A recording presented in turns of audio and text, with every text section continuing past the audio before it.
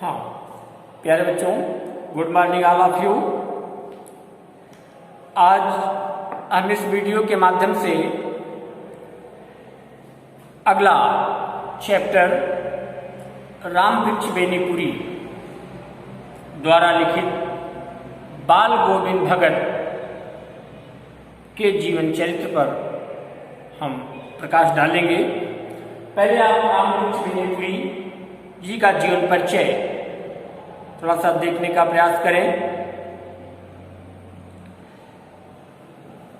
रामवृक्ष बेनीपुरी एक श्रेष्ठ निबंधकार के रूप में जाने जाते हैं। वैसे गद्य की अनेक विधाओं पर उन्होंने अपनी लेखनी की चलाई। सबसे पहले आप देखें कि इनका जन्म 26 दिसंबर 23 दिसंबर, ध्यान दें, इनका जन्म 23 दिसंबर 1902 ईस्वी को, 23 दिसंबर 1902 ईस्वी को बिहार के मुजफ्फरपुर जिले के बेनीपुर नामक ग्राम में हुआ था। बिहार प्रांत के मुजफ्फरपुर जिले के बेनीपुर नामक गांव में सन 1902 ईस्वी में इनका जन्म हुआ।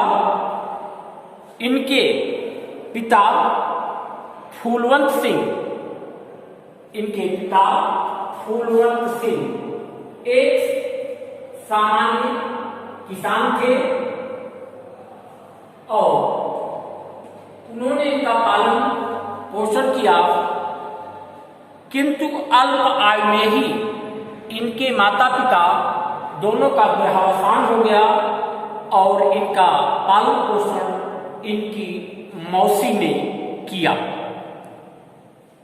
प्रारंभिक शिक्षा इनकी बेनीपुर गांव में ही हुई और बड़ी कठिनाइयों के बाद ये हाई स्कूल की परीक्षा उत्तीर्ण किया और 1920 ईस्वी में अर्थात 18 वर्ष की आयु में गांधी जी के द्वारा चलाए गए असहयोग आंदोलन में भाग ले लिए, जिसके कारण इन्हें जेल की यातनाएं भी झेलनी पड़ी।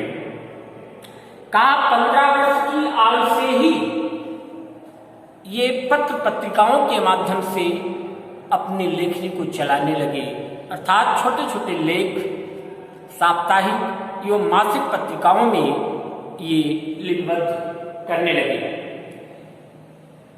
और संपूर्ण जीवन साहित्य की सेवा करते हुए अनेक पत्रिकाओं का संपादन कार्य करते हुए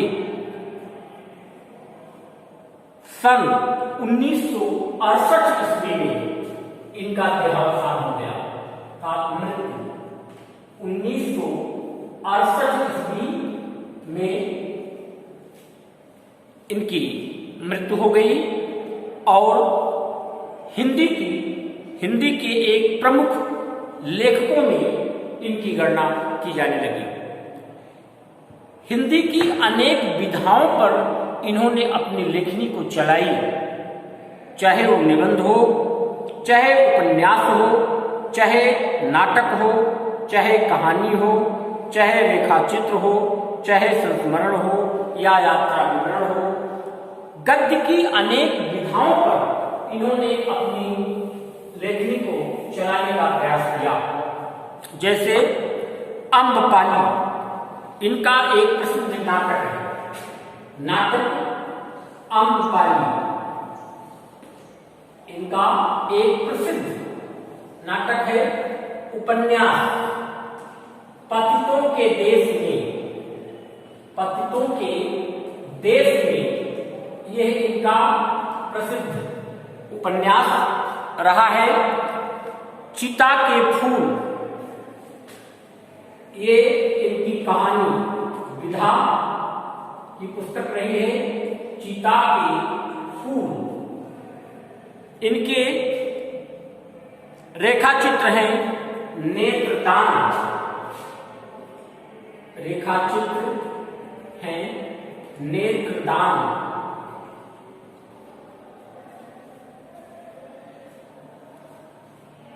तो इस प्रकार संस्मरण, जंजीर, दीवारें, यात्रा विवरण, पैरों में पंख बंधकर आदि इनकी प्रमुख रचनाएं रही हैं। भाषा के क्षेत्र में इनकी शुद्ध, सरल, परिमार्जित और समय समय पर अपनी भाषा में परिवर्तन देखने को मिलता है। बोलचाल के आंतरिक शब्दों का भी इन्होंने अपनी भाषा में प्रयोग किया है, जिसके कारण इन्हें भाषा का जादूगर भी कहा जाता है, रामकृष्ण द्विवेदी जी को। तो ये हिंदी साहित्य के आधुनिक युग के लेखकों में इनका एक प्रमुख स्थान है। साहित्य में विशेष करके ये गद्य के रेखा चित्रकार के रूप में जाने जाते हैं। रेखा चित्र प्रस्तुत आपका शीर्षक है बाल गोविंद भगत। बाल गोविंद भगत, ध्यान देंगे, ये आपका प्रमुख बाल गोविंद भगत, ये एक रेखा चित्र है। ये गद्य की रेखा चित्र विधा में लिखा गया है। ध्यान दें, रेखा चित्र अंग्रेजी के स्केच का अनुवाद है। ये दो शब्दों से मिलकर बना है, रेखा और चित्र। अर्थात कि जिस प्रकार से कोई चित्रकार रेखाओं के माध्यम से एक चित्र का निर्माण करता है और तूली और रंगों के माध्यम से उस चित्र को में प्राण डाल देता है, अर्थात उसे जीवंत कर देता है, जीवित कर देता है, जो लोगों के हृदय को अपनी ओर आकर्षित करने लगता है। ठीक उसी प्रकार एक रेखा चित्रकार, एक लेखक अपने शब्दों के माध्यम से, भाव के माध्यम से किसी भी घटना का, किसी भी व्यक्ति के जीवन का ऐसा चित्रण प्रस्तुत करता है, ऐसा चित्र आपके सामने प्रस्तुत करता है कि वह प्रतिबिंबित होने लगता है, आपकी आंखों के सामने वो दृश्य दिखाई देने लगता है। इस प्रकार की कला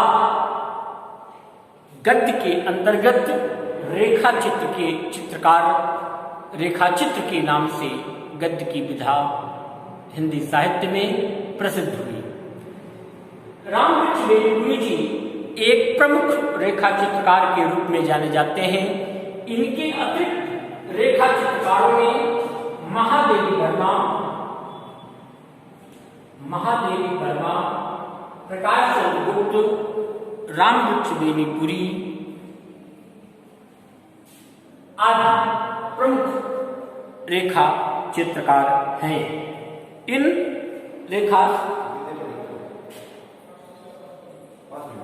रेखा चित्रकारों में रामकृष्ण बेनीपुरी जी एक प्रस्तुत शीर्षक में बाल गोविंद भगत के अंतर्गत लेखक इस प्रकार से ऐसे महत्वपूर्ण चरित्र को बाल गोविंद भगत के उभारने का प्रयास किया है कि जो हमारी भारतीय संस्कृति और लोक संस्कृति सामूहिक चेतना का एक अलौकिक बिंदु सामने प्रस्तुत करने का प्रयास किया है। प्रस्तुत शीर्षक में लेखक कहता है कि हम बाह्य वेशभूषा से, अर्थात बाह्य आडंबरों से कोई व्यक्ति साधु या सन्यासी नहीं होता। साधु या सन्यासी मानवीय गुणों के आधार पर होता है और इस चित्र को, इस रेखा चित्र के द्वारा रेखा चित्रकार बेनीपुरी जी ने बहुत ही सुंदर दृश्य आपके सामने प्रस्तुत किया है बाल गोविंद भगत का। कहते हैं कि बाल गोविंद भगत एक सामान्य ऊंचाई के, मध्यम और वर्ग के और गौर वर्ण के व्यक्ति थे। उनके बाल पक चुके थे, लंबी दाढ़ी और बड़ी बड़ी जटाएं थी। गले में तुलसी की माला भी सुशोभित होती थी। लेकिन रामानंदी चंदन अर्थात नाक से लेकर मस्तक तक श्वेत चंदन को धारण करते थे। लेकिन यह नहीं कहा जा सकता कि वो एक सांसारिक माया मोह से विरक्त होकर के उन्होंने संन्यास धारण किया। वो एक गृहस्थ व्यक्ति थे, ध्यान देंगे। लेकिन कहता है कि मैंने उनसे तो नहीं मिला, लेकिन उनके पुत्र और बहुओं को मैं पूर्ण रूपेण जानता हूं, उनसे पूर्ण परिचित हूं। वह गृहस्थ होते हुए भी एक सन्यासी का रूप प्रस्तुत किया। और कहा जाता है कि वर्ष के 12 महीने वो हमेशा केवल शरीर पर एक लंगोटी धारण करते थे। शीत ऋतु में केवल ठंड से बचने के लिए एक काली कमली ओढ़ते थे, वह भी, और कबीर पंथी थे। गांव से दूर एक कबीर मठ था और उस कबीर मठ में वो शिक्षा प्राप्त करके समाज में वर्ग, संप्रदाय, भ्रष्टाचार आदि भ्रांतियों को दूर करके सबको कबीर जी की भांति एकता और प्रेम का संदेश देते थे। कहा कबीर के भजनों को खंजड़ी बजा करके रात्रों सुबह शाम लोगों के कानों को झंकृत करते थे। लेखक उनके जीवन की कहानी को व्यक्त करते हुए कहता है कि वे कबीर जी को साहब मानते थे, साहब के नाम से संबोधित करते थे। कहते हैं कि उनके घर से कबीर मठ लगभग 4 किलोमीटर दूर था। लेकिन इनकी खेती में जो कुछ भी होता था बाल गोविंद भगत जी के, वो अपने सिर पर लाद कर साहब के चरणों में प्रस्तुत कर देते, रख देते थे और वहां से कुछ प्रसाद समझ करके वे अपने घर लाते थे और उसी में अपना जीवन यापन करते थे। उनकी एक पुत्र था और पुत्र थोड़ा मंद बुद्धि का था। उसका विवाह कर दिया गया था और वो विवाह बहू अर्थात बहुत ही सुशील, सुंदर और विदुषी थी। वो अपने पुत्र से अत्यधिक स्नेह रखते थे। लेखक व्यक्त करता है यहां पर कि उसकी उनके प्रेम का कारण क्या था? उसकी मंदबुद्धि होना। पुत्रों से तो स्नेह सभी करते हैं, लेकिन वो कहते हैं कि जिनको आवश्यकता हो, जिनको आवश्यकता है उन पर ध्यान देने की बात को लेकर व्यक्त करता है, जिसके कारण वो उन्हें विशेष करके प्रेम करते थे। कहा जाता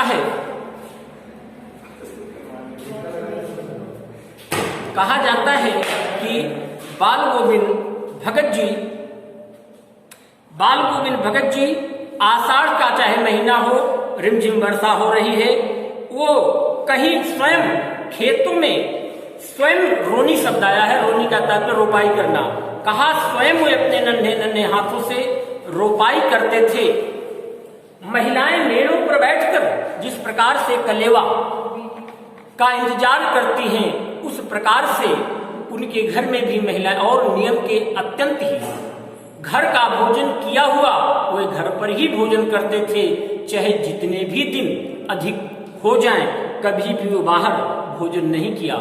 कहा खेतों में वो कीचड़ से लथपथ हो जाते थे, लेकिन सुबह से शाम तक वो उसी रोपाई के कार्य में लगे रहते थे।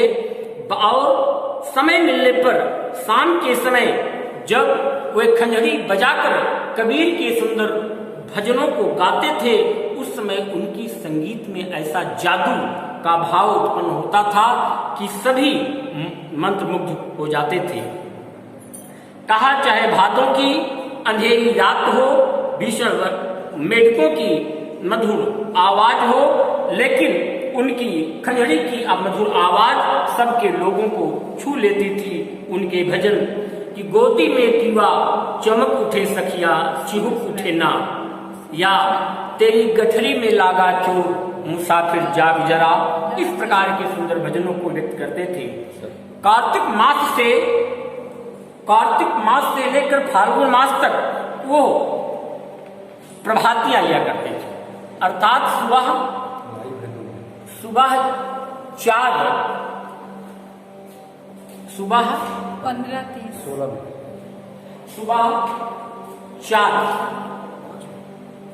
4 बजे वे उठ जाते थे और फाल्गुन मास तक ब्रह्मवेला में घर से निकलकर गंगा स्नान के लिए जाते थे और वापस में आते समय एक ऊंचे टीले पर बैठकर मधुर संगीत को प्रस्तुत करने लगते थे।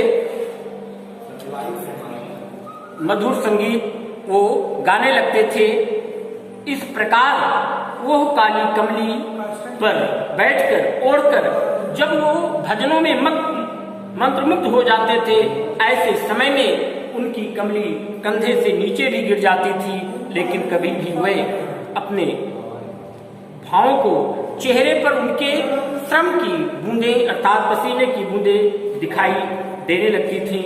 संपूर्ण शाम तक वो उमस में गर्मी में अपने जीवन को बड़े आनंद पूर्वक व्यतीत करते थे।